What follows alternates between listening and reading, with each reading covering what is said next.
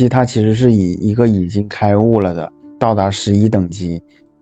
几乎是最高灵性的那个外星文明的，就是那么一个外星人。然后后来他自愿降低自己的等级，回到地球上来救人类。对，然后都有可能，这些都是有可能的。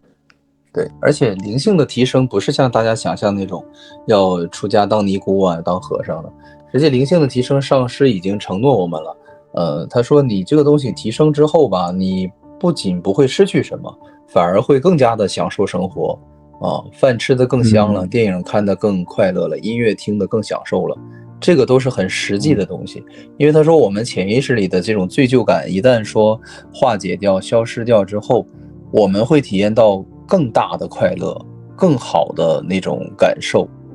所以说它不是在剥夺我们好的部分，它只是在剔除我们其实自己也不想要的那部分而已。所以大家不要去就是真的去很消极的去解读很多的讯息啊、灵讯，就觉得这个东西一定不是我需要的，一定不适合我。实际上我们有一些耐心和一些开放的一些心态，把它去学完之后，你会发现其实就是豁然开朗。它不仅没有拿走你的任何的物质的财富啊、物质的保障，它反而给你增加了很多的这种内心的这种笃定感。就是它其实去掉的是你负面的东西，你正面的东西它都是给你保留了。就是耶稣不也讲过嘛，就你那些美好的回忆都会让你带回天堂的，只是让你去化解掉那些让你痛苦仇恨的部分。那你前面还说到了耶稣他也讲过，就是有一些道理，有些概念，它是一是一，二是二的，就是不能是说和稀泥模棱两可的。那还有哪一些？因为耶稣讲了，他首先讲的是我们对于世界的感知模式本身就是一种障碍，这个大家能理解吧？就是因为我们有了这些感知模式，我们才体验不到真相。但是这个不要紧，耶稣用他的这种智慧啊，这些上师大师们用他们的智慧，给我们想到了一个方法，就是让我们把我们的这个念头啊、思想啊、感知模式啊，转换成一种接近于就是真理真相、天国实境那种实相的那种状态。然后呢，顺着这个思路，我们就能滑进天堂当中，类似于这种感觉。就是比如说，我们掉进水里了，我们溺水了。那这个时候，耶稣呢，他也没有别的工具可用，对吧？因为我们的世界只有语言、念头、思想这些感知模式。那这个时候，耶稣呢，灵机一动，他就想，那我们掉入水中，又保证我们不被淹死的话，那我不如把这个水卷成像龙卷风一样，或者用什么方式给我们卷出来。但是本质上是不是还是在利用这个水，对吧？但是这个水只是工具，工具的目的是为了让我们到岸上变得很安全，对吧？不是让我们在惊涛骇浪当中去任这个风浪拍打，它是用一种特殊的方式让我们去使用这个工具，比如说教会我们游泳，你可以用手脚拍打这个海水的方式，可以让你离开这里，而不是沉下去。所以说他让我们去学习正知正见，正知正见本身也是一种说白了也是一种妄想，也是一种小我的东西，但是它是小我的这部分当中偏向清醒的，接近于真理的。也就是说，小我的这个世界的层次当中也有1、2、3、4、5、6、7、8、9层，其中第9层可能是最接近于真理的那一层。所以说让我们每个人先都从1层升到9层，然后再从9层跳到真理的那一个实相的时候就很容易了。你要从第1层往上跳可能有点难。所以正知正见就类似于我们这个世界能学习到的最高的一种知识，就是对于我们心灵来讲，它是最高的，也是最有解放和疗愈我们心灵的一种作用的。他最后讲到了其实就是宽恕。就是真宽恕。对，那宽恕这个东西其实它就是在小我的这个世界当中最接近于这个上主的这种圣灵的这种声音的一个东西了。因为小我它本身是仇恨嘛，是恨，它是分裂，它是不接受宽恕这个东西的或者说仁慈这个东西的，它是一个暴君。小我是一个暴君，它不允许它的世界里有宽恕。其实就是一段关系，你如果觉得不舒服的话，就是应该结束的，而不是说由于某种原因我要去依赖它或者怎么样，其实是没有必要的。因为你已经感受到了一种不太好的一种能量了一种态度了，就是咱们没有办法去评判说他具体是怎么回事，只能说他的这些反应已经让你产生了不适感，那其实你就是自由的嘛，你就可以选择去不再去经历这些不舒服的感受嘛，对吧？我们没有必要去找虐嘛，对不对？就远离他们。我理解，其实这些东西的噪音都是恐惧引起来的，就人的一些自我认同感呐，或者一些小敏感的点呐，就比如说你觉得他是哪个地方的人，他会马上就会去很激烈的反应，就是我可不是这个你说的那种的我是什么什么什么的，就是其实这种东西都是源于恐惧的都是源于内心的一种恐惧。这个我能够去理解吧，就是所以说我也是因为是从小来到这个另一个地方嘛，所以我对这个东西我一直是一种比较怎么说，就是我很坦诚。任何人问我说那你是哪个地方人，我都会说我是哪里出生，然后小的时候来到哪里，完了父母都是什么地方人，我会去明确的把这些东西讲出来，因为我也不好定义，那你说我是什么什么，对不对？我只能去就是因为我对我自己的过去我是没有太多的评判的，我觉得这个东西无所谓，你说我是本地的也行，你说我不是本地的那也不是本来就不是嘛，我跟你们都不是一个地方的这种水土的人，对吧？和父母也不是一样的，那大家就不是一个地方。那你说我是本地的那也可以那我从小生活在这里，那我对吧，生活环境朋友同学各方面都是在这边，那我跟本地的也没有区别，因为我本身就没有认为就这个东西我能理解。就人有的时候是出于恐惧，然后会去乔装自己或者说是伪装自己，你可别说我是黑人我可不是，就是这个劲儿所以说他的内心其实是恐惧不安的，所以说他有时候表现出来的东西也就没有那么平和，这个就是代表着他所处于的一种阶段一种状态，所以说你会感觉到不舒服，这个也是正常的，因为它会引起你内心更深层次的一些恐惧。就像是我上你们家去做客，然后你是没有对我态度太差，但也没有什么好脸，那么时间长了我肯定就不会再来了，对吧？因为我会觉得其实不热情本身就是一种拒绝，你说不是这样吗？对不对？对呀。那我是客人，你是主人，那你表现的不热情，那本身实际上就是对我的一种不欢迎。我不需要你破口大骂，我也不需要你怎么什么样的表情，你不热情本身就已经是一种不欢迎的态度了。所以说正常人在这种反应情况下肯定会觉得不舒服对不对？但是呢就是根据我的一些观察嘛，就是他们就从来就是相当于大脑里面没有反省的那一根弦，他会觉得还是有优越感那是你不懂了，那是你不懂，你不懂圣灵了，那是你自己的自由，没关系，我们再继续吧，我们再继续吧，就是这个你说的其实是非常对的，因为人们不会认为自己有问题的，如果认为到自己有问题，就不会有那些问题了。就像我刚才举的那个极端的例子是一样的，他如果觉得他那个生活环境是有问题的，他就不会生活在那样一个环境当中，他就会去改变了。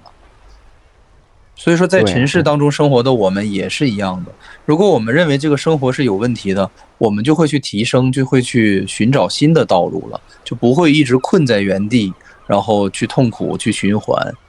把自己所有的这些喜怒哀乐的权利全都交给外在了没有自己内心的这种自由。所以说耶稣强调说，当你知道了这个世界的无意义性，它不会让你损失什么，它只会让你获得心灵的自由。因为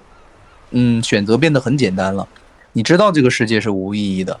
那么它就无法从本质上去伤害你。那它无法伤害你的同时呢，你就获得了选择权呢。你可以去不去选择它，或者去选择它，这是你的自由。但是反过来说，如果你认为这个世界是全部的意义，是对你来说是一切的一切，那么那你很惨了。如果说这个世界进展的不是很顺利，如果不是按照你想象那个样子的话，那你就会觉得极其的痛苦，因为这个世界你把它定义成它是你的全部，你的心灵实际是没有自由、没有空间的，你完全受着这个世界的摆动而摆动。也就是说，不以物喜，不以己悲嘛，你就是反过来的状态呗。一切事物都会影响你的心情，然后你自己的那些所有的感受自我价值感也不停的在进一步的去伤害你自己你就是不愿意承认你是自由的，你是上主的延伸，你本身就是神的一部分，你那么的伟大，这个你都接受不了，你只能接受自己是卑微的是脆弱的，是可怜的，是无助的，所以你就会一直去体会到那种感受吧。因为我们都是创造者嘛，他所谓的这个创造其实更强调的是心灵的这种层次。至于物质会不会显现，我觉得大家不要去对这个东西太执着，就是你只能掌控你的心，这个是真正的心灵法则。你无法对，你一说这个心灵嘛，改变外界。我再给你说一个一个很具体的例子嘛，就是前段时间我跟有一位印度的一个姐姐跟她聊天，她说她被公司裁员了，然后后来再找新的工作嘛，后来找新工作有时候她反正都是那种海投，至少投那种100-200家公司的简历嘛哪怕爱尔兰那么小一点国家，但是我们都是海投的。好，然后呢，她说一开始的时候她是那种很不自信嘛。就是他觉得，哎呀，那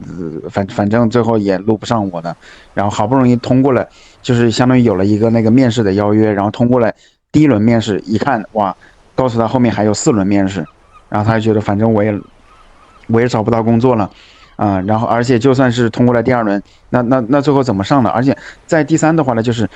有时候面试的时候，你看那面试官有的是那种就是那种白人老外，就是你一看他就是有可能10-20年的工作经验的然后心里面就会很虚，就会想到那他会不会他会不会外在的来评价我？他会不会挑我的刺儿？他是不是就是过来找茬的？所以说面试之前嘛，就是心里面就充满了大脑病毒，结果想到哎没救了，没用的呀，没用的，我找不到工作的。好，然后结果他真的没有找到工作，但是后来的话，就是可能是因为机缘巧合嘛，他解开了一个心结，他会觉得哎，我一定能够找到工作的，我是创造者。就是首先是从念头来说，他觉得他能够解决。然后第二的话呢，在遇到了面试的那些面试官，哪怕是说有10-20年工作经验的，他不把那个人当成一个考试的考官、监考官，而把他当成就是我们就是同事，互相之间来讨论工作上的技术问题的。好，然后就很神奇的就是最后很快大概1-2周吧，他就拿到了那个有一家公司的那个 offer， 而且是很高的工资。对，他就觉得这真的是就是这种，你不知道是吸引力法则还是说其他的怎么解释的一种玄学的。就是说这个东西，大家还是被这个恐惧所捆绑了吧？就是我们在追求一个好的结果，然后把一切的努力都都往这个好的结果去引导。如果说没有这个好的结果的话，那我们可能就会认为我们学习的东西都是没有用的，都是一些对吧空谈。但实际上这个就是一种误区，就是它实际就是一个恐惧的陷阱。就是你追求的那个好的结果，它实际根本就不是一个好的结果，它是对你心灵的束缚的进一步的深层次的捆绑，就是你会依赖于这个好的结果而去所谓的学习或者去实践，这个跟耶稣所说的这种宽恕或者说真宽恕实际是没有关系的。也就是说，我们自认为的那套东西，实际不是在解放我们自身，只是在捆绑我们自身，因为它这里面是包含着恐惧的。所以大家还是没有真正的理解，恐惧的这种对人心灵的这种毒害，这种限制。所以说我们还是建立在对外界的这种反馈上。这个也没办法吧，因为确实是没办法，因为我们困在这个世界太久了。也就是说，你所在乎的那些事业、爱情，什么身体健康啊，其实这些东西都是不存在的。但是我们一觉得说这些东西不存在的，就会觉得本能性的想反抗。那我不存在的，我怎么去生活呀？我们说它不存在的，不是不让你去使用它，或者说不让你去生活，而是让你从心理上认为它是不存在的。就仅此而已，要的是一个心灵层面的东西，你不能在这个上面有价值判断。如果你有了价值判断，那它就是一个锁链，它把你的心就锁住了。因为耶稣告诉你是无价值，这个东西是无意义的、无价值的。那你想怎么去玩，是你的自由。就像说你公园里的一个土，一堆沙子，你想去怎么玩，那是你的自由。但是耶稣告诉你，这只是一堆土，只是一堆沙子，它是没有意义的。就你认为它有意义，那是你的问题。现在就是说，觉者告诉你，这个东西是没有意义的。你有或者没有，你玩或者不玩，那都是你的自由。所以说，我们陷入的一个心灵的困境就是，如果我没有一份什么所谓的体面的工作啊，一个多么好的物质财富、固定资产啊，一个什么样的交通工具，一个什么样的容貌，一个什么样的身份，那我们对吧？我们怎么存在于这个世间？这是问题的核心。就你还是把那些东西当真了，所以你这些东西反过来，它就会反咬你一口，让你的心灵不自由，很痛苦。它不是不让你去追求那些东西，你可以去追求，但是你不能在意它。这是不恐惧的方法。也就是说，我明天去上班，我去赚钱，这件事情我在做，我也在，对吧？我也在。没办法，我得去生存，对吧？我们得赚钱，得养活自己。但是你不要去认为你做的这件事情很有意义，这个是最可怕的。它是没有意义的，或者说你对于这件事情投入的这个爱的这个多少吧，或者说你对它投入的这种爱才是唯一的有意义的东西，并不是它带给你多少的回报才是有意义的终极的意义。因为你的本身存在就是爱嘛，你就是在不停的爱这个世界，在爱你身边的人，这是一切的核心。至于这个世界它回不回馈你，爱不爱你，其实不是我们能够控制的，或者说是最重要的事情。重要的是你要去给出去，你要去爱，你自然就会收获你给出去的东西。它不一定是以金钱的方式，它实际上是以一种内心的感受的方式回来的。就像是说你去做一件好事儿，它不是说你从利益上能够得到回报的，但是你实际上是填补了内心那种本质性的需求。你做一个工作也是这样的一个道理，它只是你表达爱的一种方式。所以你看江湖姐采访的那个熊胖老师，他说灵性的一个第二阶段就是会换工作，会把那种利己的工作变成利他的工作，变成是为他人服务的，献出自己爱的一种方式的工作，而不是为了赚钱的方式，而不是为了利益的那种工作方式。他说这个是一个很重要的一步，但是我不是很就是说推荐这种修行模式，因为不要去强调行为层次的东西，只是改变了你的自己的内心就可以了。实际就是你的心里变得不在乎了，这个才是最重要的，这个才是自由的方式。如果说你认为还有一种什么生活方式是比另一种更好的，那这个就是你陷入了太傻天书说的那种分别比较对立的模式，它就不是没有区别，没有无需选择的这种比较高的境界。就你们不要去执着于事业、爱情人事物这些东西，别人对你笑还是对你，对吧？就是这些东西实际都是不重要的，重要的是你有没有宽恕这些东西。不能说今天天晴你就笑，天下雨阴天了你马上就哭，那你说你这个是自由的状态吗？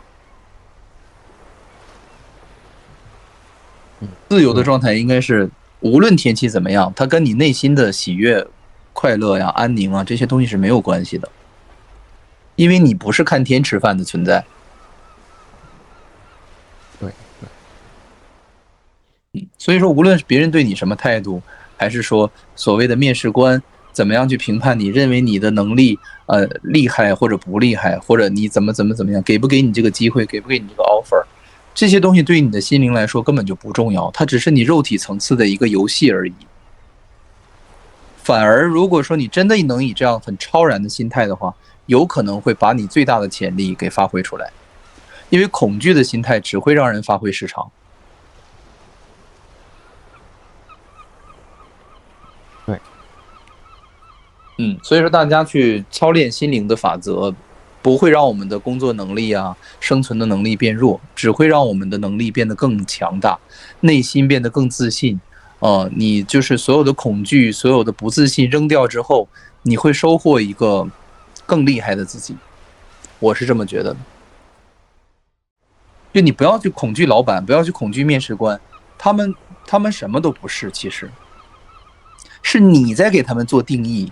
你想进入这家公司，你想让这个老板持续的聘用你，你想去向他证明你的能力，那么你建立了一种，对吧？不对等的关系，那么这种关系一定会让人觉得不舒服，有压迫感，有恐惧感。对对，如果你从根本源上你根本就不在乎他的话，你不在乎这份收入，不在乎他的认可，你只是去专心做你该做的事情，做好你分内的事情，你没有什么可恐惧的。而且这样的话，老板也反而不会去对你有任何的过多的那种不公平的对待，他反而会看到你的认真、你的专注，而不是你总去想向他面前展示你多么厉害，一些弄巧成拙的东西，一些没有必要的东西。尤其面试的时候，其实去证明自己这个真的是没有必要的，因为你证明不了，你有这些能力，你自然就会使出来。因为我们搞音乐、搞唱歌的嘛，包括那个钢琴什么音乐这些，很公平的。你有多大的本事，你都是能使出来的。你的心态其实改变不了什么结果的。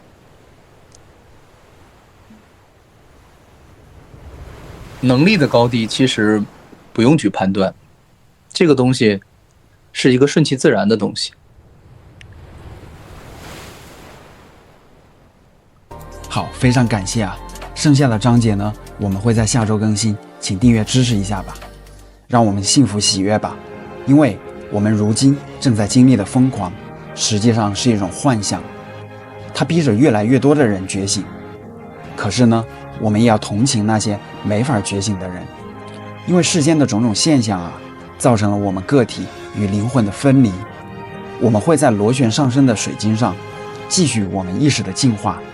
我们正在获得内心的勇气，将自己交给了灵魂，迈向了完全未知的领域。